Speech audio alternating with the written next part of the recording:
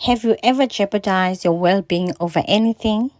My previous job was one of the most rewarding parts of my life ever, or so I thought. I've worked in various companies and positions for many years. I've seen and experienced a lot, and it's been a rewarding experience. However, my previous job was very difficult, to say the least. This is how it all started. Choosing your well-being first is always best. So, as I walked into the department where I was to work on my first day, I wished it was all in my head. But the fear in the air, it was as if some employees were afraid to speak up, or at the very least to express their displeasure with something to which they objected. I wasn't sure if what I was feeling was limited to the department I was to work in, or if it would spread throughout the company. My fears were confirmed when a co-worker told me that I needed to be very careful about what I said in the department and that I shouldn't object to any instructions, whether they were correct or incorrect, for the sake of peace. In my third month in the company, I had noticed some inconsistency in my incentives and questioned it. It was the start of the most difficult challenge I've ever had in my professional life.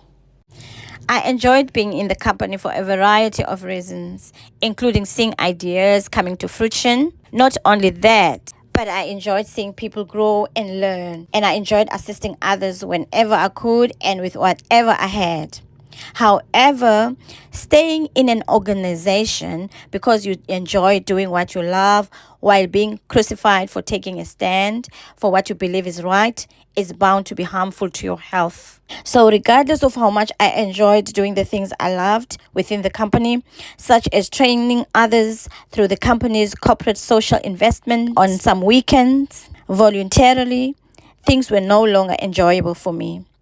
I've always believed that the most valuable things don't cost money and that quality over quantity is preferable.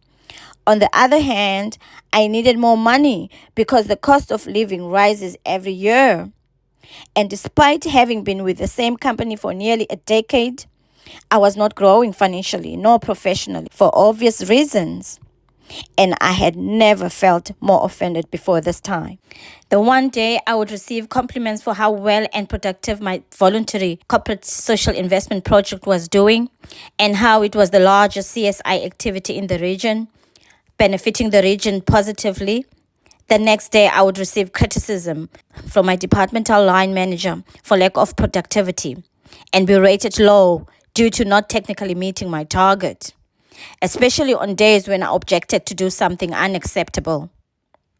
And that would be so confusing to me. Speaking of which, recognize the symptoms of stress. For some time, I would occasionally have stressful episodes while working for the company, but I did not acknowledge the episodes. Or perhaps I should say, I was in denial of what I was going through. I didn't want to be associated with the negative perceptions of stress. Maybe I found it appealing that I was described as a resilient employee. Evidently, I had resilience, but it was yet to be exhausted. I did not realize that my health was taking a toll.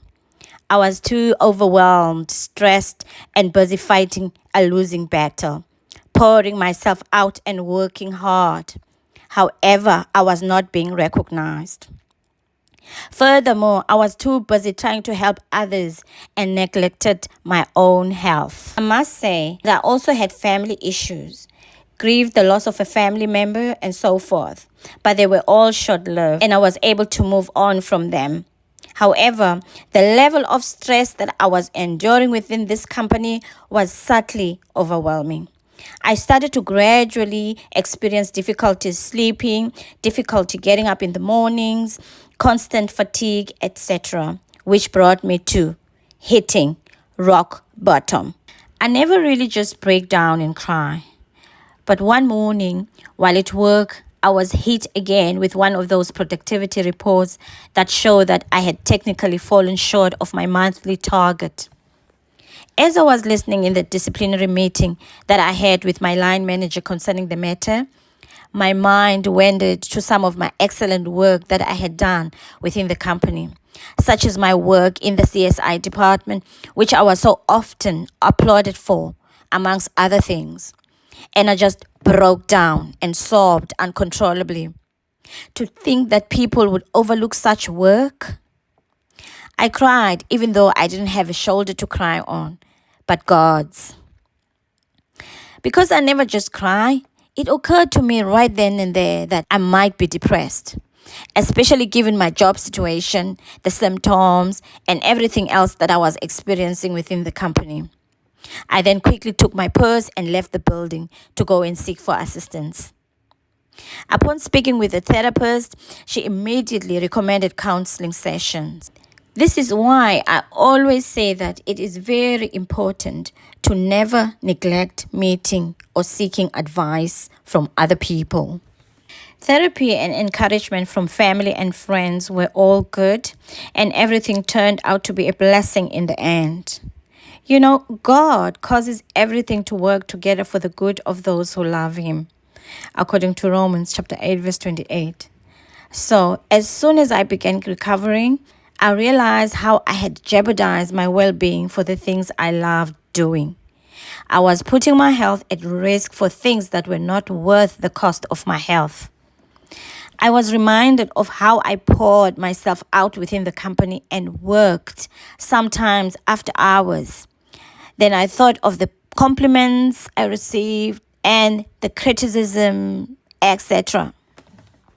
I relived the constant sense of the ulterior motives of some people within the company and the sense of almost like, give us all your time and effort and we will use you until you leave at will. And work hard doing what you love and we will get all the credit kind of feeling. Then I thought, going back to work for the company was out of question for me. So, given these patterns and the duration and my experiences within the company that led to my poor health, I realized that I needed to reconsider things and decide whether it was worth the while to continue working for this company or not, which was my start of a brighter future. I eventually left the company. It was a very difficult decision, but it was one of the best decisions I've ever made for me. First of all, I was not growing in the job. The job was challenging to my health and to my dignity. After all, I was not even making enough financially. It was a hand-to-mouth situation and a struggle month after month. I moved in with my mom, which was also the best thing I did for the entire family at the time. And the support from family and friends was priceless. I'd had some great ideas to make money while I was with my mom, of which I started implementing as soon as I resigned from the company. It was not a lot of money, but I believed and was confident that in time I'll be making enough and maybe more. My satisfaction isn't really based on making ridiculous amounts of money. Rather, it's devoted to make most of every gift that God has given us. Have you ever poured yourself into a job like that? Working environments are just as important as the perks in companies. Environments should allow healthy disagreements regardless of rank, while also treating teammates with understanding, dignity, and respect, acknowledging that they also have a life outside work. An organization should recognize the importance of the overall well-being of its employees, as well as recognizing that working more hours does not necessarily equate to getting more things done. Saying that my resignation was the best move is an understatement.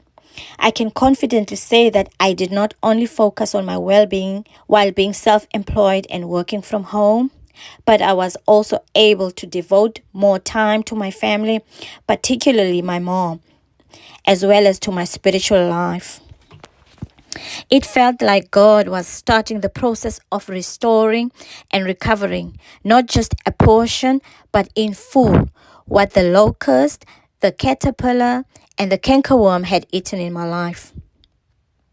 3 John 1:2 says that, I pray that you may prosper in all things and be in health just as your soul prospers. And I see and experience in my life exactly what God promised that He would do for us when we obey Him. Are you also going through hardships? Have you ever been overlooked, dismissed, or treated unfairly because you are trying to take care of your health? Or you are trying to do what is right? I see you. I see you. The following are some important questions to ask yourself. What are your values and beliefs? Does your company's culture support your values? Do you feel a sense of purpose in your role? Are your boundaries healthy? If you have chosen your job over your health or over your values and principles, you don't have to stay, okay? Right now, choose the truth. Choose you. Choose peace, healing, and the things that are going to help you. Prayer changes things, y'all. I would suggest that you seek God's direction first in prayer concerning your situation. And also check for any possible spiritual attacks and pray accordingly. Check out my videos on fasting and prayer in the comments below. Talking to someone can also be very helpful and beneficial. Thanks for listening. I hope you all have an awesome day. See you in the next one.